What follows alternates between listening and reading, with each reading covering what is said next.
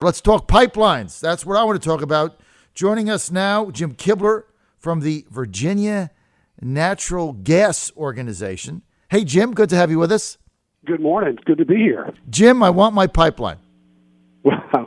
God bless you. I do too. It's a game changer. I agree with Governor McAuliffe. I appreciate his support for this. I appreciate the support of every elected member of the Hampton Roads delegation to the General Assembly. This is not a partisan issue. This is about economic development, growth, jobs, and energy reliability. That's all it is.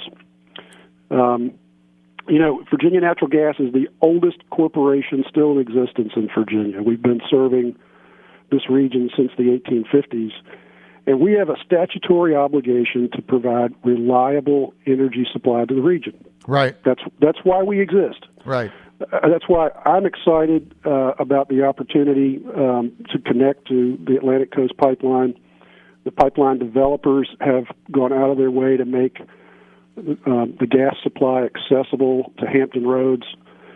We have a number of economic development prospects that are waiting to pull the switch. They're waiting for FERC to approve the pipeline. They're waiting for it to be built, and there'll be announcements for new jobs created here in Hampton Roads. Well, Jim, we keep waiting, and everybody's in favor of this. It is not partisan. In fact, it's the only thing that the entire Hampton Roads General Assembly delegation has ever agreed on, because that's like herding cats, right? I mean, think about it. Ideologically, you got Mamie Locke and Louise Lucas on one side, and you got people like John Cosgrove and Jay Leftwich on the other side. You got hard left, hard right. They agree. So you got all that going on. Plus, don't forget, at the federal level, who's in favor of it? Mark Warner, Bobby Scott, Scott Taylor, who's going to be the next congressman, replacing Scott Ridgell. Can't wait for that. How many more months we have? Let's see. One, can't wait. Also, Dave Bratt in Central Virginia backs it. Rob Whitman, 1st District, backs it. So we have federal backing. We have state backing. We have the governor behind it. We have the Lieutenant Governor, Ralph Northam, behind it. We got everybody behind it. Where is it? Well, it's still pending review at FERC. The environmental assessments have been completed. We're awaiting the final ruling by FERC on the impacts and how they can be mitigated. And at that point, we believe that the application should proceed rather quickly. What FERC is created to do is determine if there is a need for a pipeline, if it's an economic solution to the need, and if it can be done in a way that doesn't impact the environment. There's no question about the need. I mean, this thing is more than 95% subscribed already. It was fully subscribed the moment it was announced. You have utilities as customers clamoring for the gas supply because we have customers who want to create jobs, who want to heat their homes, and electric utilities that want to generate electrons to keep Virginia moving. This is an unprecedented project. It is pulled together by utilities that had a common need to bring natural gas into Virginia and North Carolina. Mm-hmm. We put out a request for proposals, and several companies responded to that, and the Atlantic Coast Pipeline was the one that provides the most economical supply of natural gas to Hampton Roads.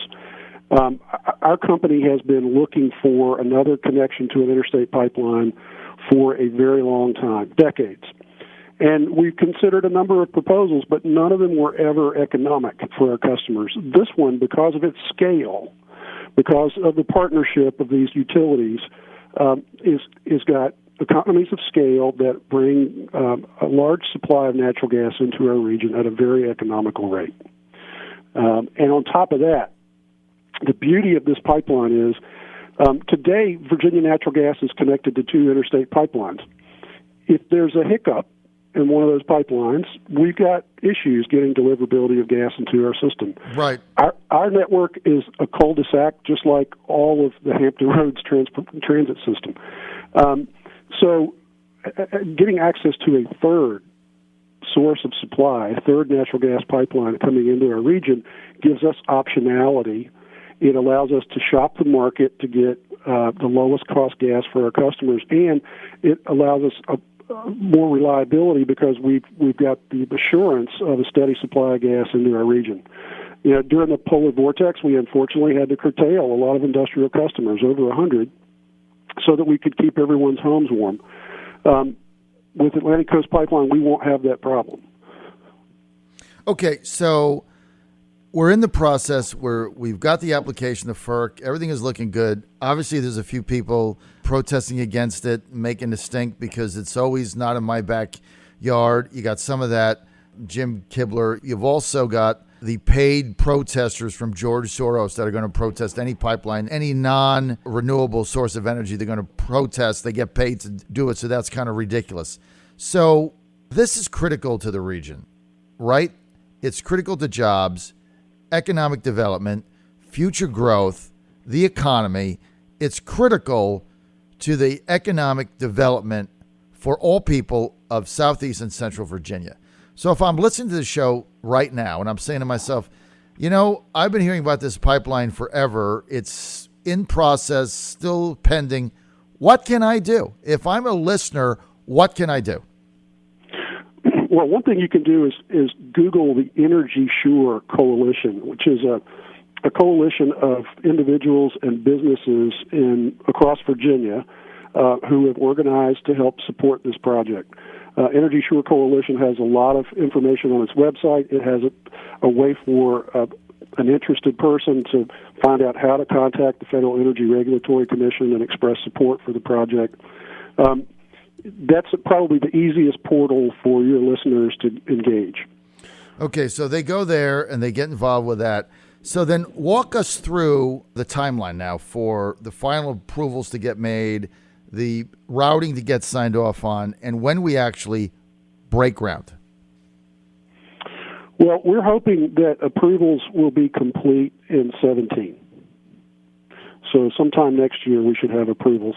And the timing on the final construction and in service is probably late 18 or early 19, perhaps. So we're hopeful to have gas flowing into this region within 2 years. I tell you, it seems like a long time off, but it's not. This has been a long process. I mean, people just don't understand how tough it is to get one of these done. The paperwork and the approval process, and you know, everybody gets involved in it. Nobody wants it in the backyard. Then you got the protesters. Then you got local communities squabbling about it. I mean, this is not an easy thing to get done, is it? No, it's not easy. Look, this is a 300-mile project. It crosses 14 counties. So anytime you're building a project of that scope and magnitude, it takes time.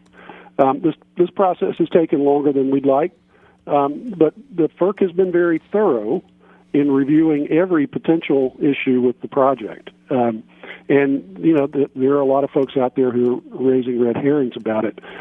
It's FERC's obligation to review those and determine if they have merit. And so the FERC staff has been very thorough in responding or reviewing everything that's been filed about the project. Well, you know what? If I could bother you for one other thing, Jim Kibler, would you just walk our audience through, Jim, exactly where the pipeline starts and ends as it's been submitted to FERC? Well, it starts in West Virginia and crosses into Virginia in Highland County. And then it moves southeast with lateral lines into Brunswick County and Hampton Roads. And then it goes into North Carolina. It's a wonderful project in that it touches virtually every region of Virginia, central, southeast, south side. It really is an economic bridge for our region. Look, if a major manufacturer wanted to locate anywhere east of Richmond today, and they wanted a firm supply of gas delivered, guaranteed 365 days a year, we simply couldn't accommodate them. But with this project, there'll be more construction of natural gas coal-fired power plants in the region. There will be manufacturers sited in the region. We'll have the ability here at V&G to expand our own network. We've got plans on the board to do that. Once the Atlantic Coast Pipeline is finished, we'll be able to add service to areas that currently don't have natural gas today. Right. It's just a tremendous win for the economy. We feel an obligation as a public service company to provide natural gas infrastructure to our communities, to help the communities grow. And we've got our shoulder to the wheel on this. I tell you what, Jim, you keep fighting for this because I love this pipeline. It's going to mean jobs, opportunity, economic expansion, and growth and incomes rise for people in Southeast and Southwest Virginia, also Northeast, North Carolina, all of my coverage area, all of my audience is there. We need to get this done.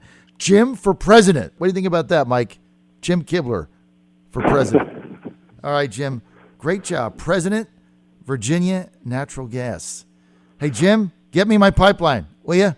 We'll do it. Thank you very much for having me today. All right. And for more info, go to the Energy Shore Coalition. Energy Shore Coalition. Jim Kibler, president of Virginia Natural Gas, promises me on air he's going to get me my pipeline. Get me by Atlantic Coast Pipeline, Jim.